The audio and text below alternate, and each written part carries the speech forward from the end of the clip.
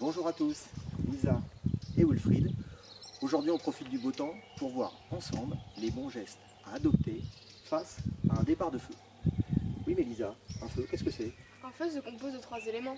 C'est vrai, 3 éléments, c'est ce qu'on appelle le triangle du feu.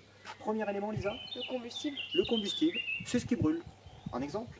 le papier, Le papier, le bois, le carton, certains plastiques, mais aussi les hydrocarbures. Le deuxième élément Lisa, le comburant, le comburant, en règle générale il s'agit de l'oxygène.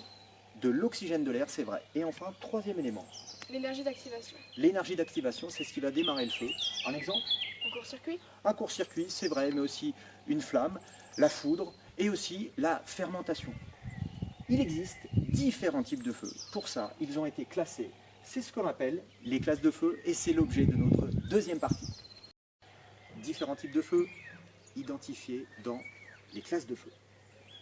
Première classe de feu, la classe A. Il s'agit de feux de matériaux solides avec une combustion qui se fait normalement avec des braises. Il s'agit du bois, du papier, mais aussi du tissu.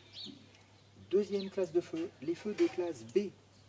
Il s'agit de feux liquides ou de solides liquéfiables. Certains plastiques en brûlant se transforment en gouttelettes enflammées. Il s'agit de l'essence, de l'alcool, des huiles, etc. Les feux de classe C, il s'agit des feux de gaz. Le feu de butane, de propane, mais aussi le gaz de ville. Les feux de classe D, qu'on retrouve principalement dans l'industrie, il s'agit de feux de métaux, très peu abordés aujourd'hui. Enfin, les feux de classe F, il s'agit des feux liés à des auxiliaires de cuisson d'huile et de graisse végétale et animale sur des appareils de cuisson, notamment les feux de friteuse. Différents moyens d'extinction, mais intéressons-nous aux extincteurs. 3 modèles d'extincteurs. Les extincteurs à eau, reconnaissables par la poignée ou la goupille bleue. Ils contiennent de l'eau, mais aussi un additif. L'extincteur à poudre, reconnaissable par la poignée ou la goupille jaune. Ils contiennent de la poudre. Et enfin, les extincteurs au dioxyde de carbone, reconnaissables avec une partie conique que l'on appelle le tromblon.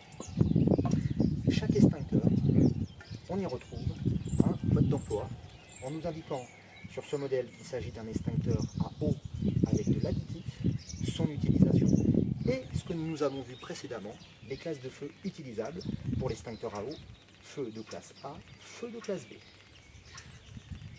Certains modèles sont à pression permanente, celui-ci à l'intérieur du gaz, du dioxyde de carbone. Ce modèle n'a pas besoin d'être mis sous pression avant son utilisation. Par contre, les modèles à eau et à poudre, qu'on appelle à pression auxiliaire, doivent être mis sous pression avant l'utilisation. C'est l'objet de notre troisième partie, utilisation des extincteurs.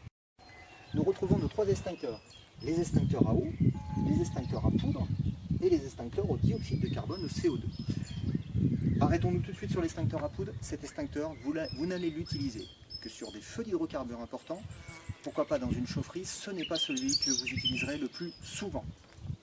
Intéressons-nous plutôt à ces 2 extincteurs qu'on retrouve fréquemment dans les établissements ou pourquoi pas dans votre maison.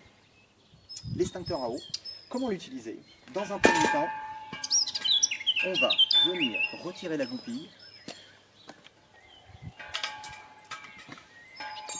On va venir le percuter. Je vous rappelle que c'est un extincteur à pression auxiliaire. Pour cela, ne restez pas au-dessus lorsque vous le mettez sous pression. Écoutez bien, il est mis sous pression. Et nous allons le tester avant de l'utiliser de 3 à 4 mètres du feu.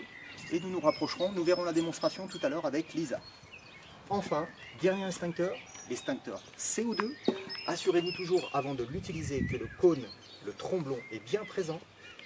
On retire la goupille, on le teste. Et surtout, ne mettez jamais vos mains aux extrémités, en partie basse, en partie haute.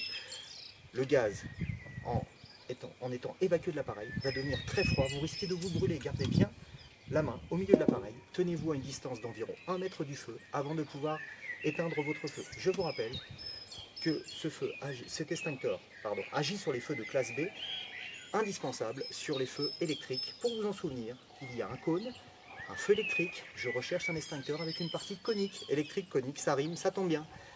Maintenant, utilisation en temps réel avec Lisa.